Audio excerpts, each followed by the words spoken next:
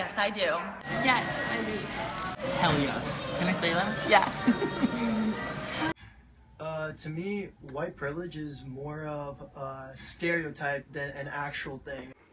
Personally, I think white privilege does exist to an extreme degree. Because everybody's here equal, and if you work hard, you can basically achieve anything no matter what race you are, no matter, it's not all white people. It just so happens that there are more white people in the United States and that a majority of them have a higher income. I'm a white female and I recognize that white privilege most definitely exists. And when I hear people talk about white privilege on the news and stuff like that, people talking about in general, they make it seem like it's a thing that white people are out to get them, that white people are just there, to assert their dominance. White privilege is the reason why when you think of doctor, or even when you think of head of a business, you automatically think of a white person.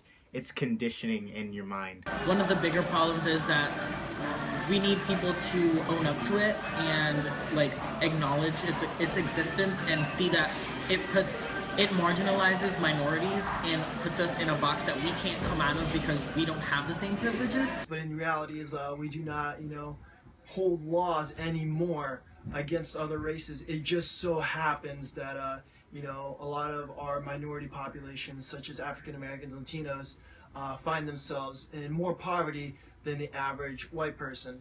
But a lot of people fail to realize the fact that it's not because of what the laws and the government's doing. It's just nature of life.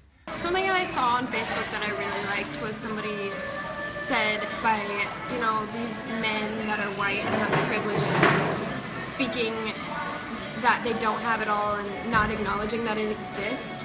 It's showing that your privilege is shown. I think that as being a white person in this nation that we have, it's the biggest advantage you have. There's so many more opportunities for you, especially and even in the fraternal system.